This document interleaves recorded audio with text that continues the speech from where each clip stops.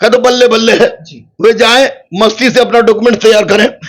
उनको मैं बता दूं कि बीएड वालों की कहां गलती है बेचारों की। उनको अगर कहा जाता कि आप एलिजिबल नहीं है 1 to 5 के लिए, फॉर्म नहीं भरते, तो ऐसी परिस्थिति में दो ही रास्ता हो सकती है। या तो बिहार सरकार आयोग से मिलके 6 to 8 में सीट क्रिएट कर दे, अभी भी जुड़ कोर्ट माननीय सुप्रीम कोर्ट के पास पुनर्विचार के लिए याचिका दायर करे। अगर सुप्रीम कोर्ट पुनर्विचार करती है तो उनकी का नहीं फुलफिल होता है 50 में, तो माननीय अतुल प्रसाद जी ने कहा है घट भी सकता है, लेकिन 50 is enough for their. Sir कि मैं भी आयोग से अनुरोध कर रहा हूं, सब लोग अनुरोध कर रहे हैं कि जो जिसमें लड़के कम है, सीट ज्यादा है, उसमें जो लड़के क्वालिफाई कर जाते हैं उसको आयोग अपने यहां समायोजित कर ले।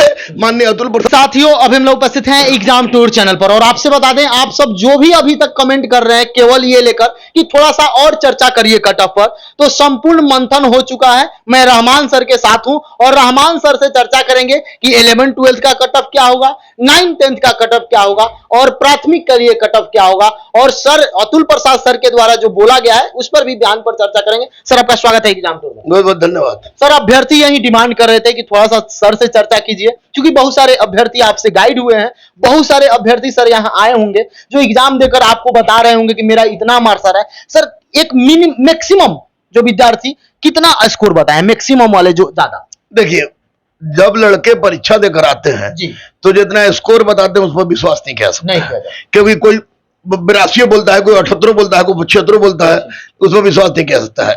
लेकिन जिस तरह से परीक्षा हुआ, बिना किसी धांधली के, बिना किसी बवाल के, बिना किसी वायरल के, इसके लिए तो अतुल प्रसाद जी सैल्यूट के पात्र हैं ही, लेकिन बच्चों ने जिस तरह से परीक्षा दिया है वो भी सैल्यूट के पात्र हैं। बिना किसी तरह के रंध फंद के हुए उन्होंने परीक्षा दिया, मुसीबत सह के परीक्षा दिया है। तो मैं स्पष्ट रूप से आपको बता दूं कि चूंकि कुछ फैकल्टीज ऐसे, कुछ क्लासेस ऐसे हैं जिसमें लड़के ज्यादा, सीट कम है, कुछ में सीट ज्यादा, लड़के कम है, तो इसमें फ्लक्चुएट करेगा। तो 11 से 12 के बीच में जो परिस्थिति है उसमें 60 से 65 के बीच वाले का सिलेक्शन तय है। कंप्यूटर साइंस की 60 से 65 के बीच में उसका सिलेक्शन तय है, तो तय है। अब बाकी के लिए, बाकी 9 10 की जहां तक बात हुई, तो 9 10 में आपको हम बता दें कि 60 65 तो हम नहीं कहेंगे, लेकिन 65 और 70 के बीच उनका, मैं बार बार बोल रहा हूं, सब जगह यही बोल रहा हूं, 65 70 के बीच उनका होगा। क्योंकि फर्स्ट दिन विश्लेषण नहीं हुआ था, इसलिए मैंने 70 से प्लस बताया था, लेकिन 65 से 70 के बीच उनका हो जाएगा किसी भी हालत में। अब रही बात सोशल साइंस के बाद, क्योंकि सोशल साइंस के बाद वाले का क्या होगा, वो लोग बोल रहे हैं कि हम जस्ट पास करेंगे, हो जाएगा। देखिए, ये तो डिपेंड करता है आयोग के ऊपर कि मैं भी आयोग से अनुरोध कर रहा हूं, सब लोग अनुरोध कर रहे हैं कि जो जिसमें लड़के कम है, सीट ज्यादा है, उसमें जो लड़के क्वालिफाई कर जाते हैं उसको आयोग अपने यहां समायोजित कर ले। माननीय अतुल प्रसाद जी ने कहा है कि 75% बच्चों को हम लोग किसी भी परिस्थिति में, अगर विषम परिस्थिति हो तो समायोजित कर लेंगे। तो निश्चित रूप से उस तरह के बच्चों का के कट ऑफ में बहुत ज्यादा कट ऑफ जाने की संभावना नहीं है। यानी अगर मार ले रहे हैं 60 तो बहुत है, 60% नहीं अंक तो बहुत है, वैसी परिस्थिति में उनका सिलेक्शन हो जाएगा। सर देखा गया जिस तरीका से अभ्यर्थी बोल रहे थे कि 1 to 5 का जो लेवल था प्रश्न का, वो वाकई में 9 10 और 11 12 से थोड़ा सा हटकर था। क्योंकि बताया भी गया था कि एनसीईआरटी एससीईआरटी पढ़े, आप 1 to 5 वाले पढ़ा रहे हैं तो 10th तक का तैयारी करें। बच्चे भी तैयारी करके गए, आप सब भी अच्छा से पढ़ाए, सब लोग पढ़े, लेकिन जब वहां गए तो परीक्षा का अर्थ ही होता है दूसरे के इच्छा पर। अभ्यर्थी को एकदम लगा कि हाँ वास्तव में ये हम लोग अनजाना प्रश्न आया, लेकिन फिर भी बनाने वाला कुछ प्रश्न था, कुछ को छोड़ दिया जाए तो सर उसमें क्या होगा? उसमें भीड़ ज्यादा है, एक सीट पर यदि बात करेंगे तो 7 अभ्यर्थी हैं, तो उसमें क्या होगा? देखिए, एक बात हम बता देते हैं स्पष्ट रूप से, डीएलएड वाले कभी हमको कहते हैं कि ये बीएड वाले के दलाल हैं जी, और डीएलएड वाले कहते हैं कि क्वेश्चन के बारे में कुछ बोले। अरे क्वेश्चन तो टफ है, ये है जी, तो सबके लिए ना, क्वेश्चन सबके लिए टफ है। लेकिन ऐसी परिस्थिति में जहां सीट 57,000 के लगभग है और बच्चे के लिए क्वेश्चन पूछा गया टफ, तो मैं स्पष्ट रूप से बोल रहा हूं 60 नंबर से कम नहीं और 65 से ज्यादा नहीं जाएगा अंक, नोट प्रतिशत। 60 से कम नहीं, 65 से ज्यादा नहीं। अगर विषम परिस्थिति होती है तो स्कोर घट सकता है, बढ़ेगा नहीं।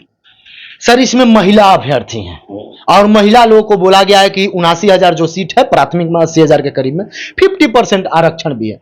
आप भी सर क्लास लेते थे, टेस्ट लेते थे, कुछ महिलाएं ऐसा है 10% 5% देखा जाए जो पुरुष से एकदम हूबहू कदम से कदम मिलाकर अंक लाती थी, तो वैसे अभ्यर्थी थोड़ा सा जनरल में चले जाएंगे महिलाएं, तो महिलाओं के लिए तो सर कटअप बहुत कम हो सकता है। देखिए बहुत कम की बात आपका 20-25 तो नहीं ले लेगा, ये तो तय है कि महिला को लिए फिक्स कर दिया। जनरल महिला के लिए जो महिला जो है 50 अंक जिन महिलाओं का है वे चुपचाप आराम से रहे, क्योंकि उनका सिलेक्शन होने जा रहा है।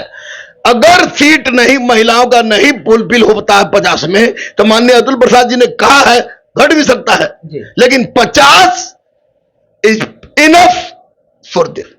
सर जो अभ्यर्थी बाहर के हैं, चूंकि बाहर वाले भी अभ्यर्थी एग्जाम दिए हैं, उनका भी कमेंट आ रहा था, बाहर में महिला हो या पुरुष हो उन लोगों को जनरल में काउंट किया जाएगा, उनको क्या आप कहिएगा? देखिए बाहर के महिला या पुरुष हो, भारत से बाहर के नहीं ना है, ये बिहार से बाहर की है, तो जो अवस्था बिहार में जनरल लड़की और पुरुष का होगा वही अवस्था आपको बिहार राज्य के बाहर के भी लोगों का होगा, चाहे स्त्री हो या पुरुष हो। जनरल का जो कटअप उनका बताया है उनका भी कटअप सेम रहेगा, कोई भी किसी भी तरह का उनके साथ भेदभाव नहीं होने जा रहा है, ये तय है।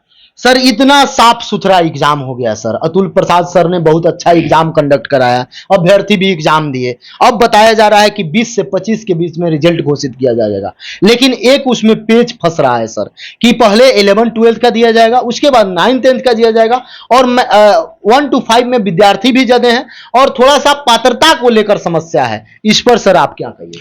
देखिए ये तो स्वाभाविक है कि जिसमें लड़के कम है उसका रिजल्ट पहले आएगा, जिसमें लड़के ज्यादा हैं उनका रिजल्ट बाद में आएगा। यहां पर डीएलएड वाले बच्चों को मैं कह रहा हूं कि आप लोग कह देते हैं कि मैं बीएड वाले का दलाल हूं। जब मैं पढ़ा रहा था हजार लड़कों को, तो मैं ये भी नहीं जान रहा था कि तू डीएलएड है कि बीएड है। सब आपके विद्यार्थी नहीं, मैं जान भी नहीं रहा था कौन डीएलएड है कौन बीएड है। मैं जान रहा था कि योग है इसलिए है पढ़ने, पात्रता पास किए हुए हैं। तो स्पष्ट है कि देखिए डीएलएड वाले का तो बल्ले बल्ले है, वे जाएं मस्ती से अपना डॉक्यूमेंट तैयार करें। उनको 60 नंबर से कम नहीं आना चाहिए और 65 से ज्यादा नहीं आएगा उनका, 65 से ज्यादा नहीं जाएगा और 60 से कम नहीं जाएगा, उनका इतना तय है, फिक्स है।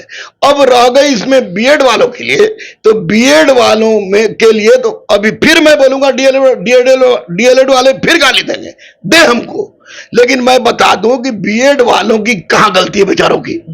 उनको अगर कहा जाता कि आप एलिजिबल नहीं है 1 to 5 के लिए, फॉर्म नहीं भरते, तो ऐसी परिस्थिति में दो ही रास्ता हो सकती है, या तो बिहार सरकार आयोग से मिलके 6 to 8 में सीट क्रिएट कर दे।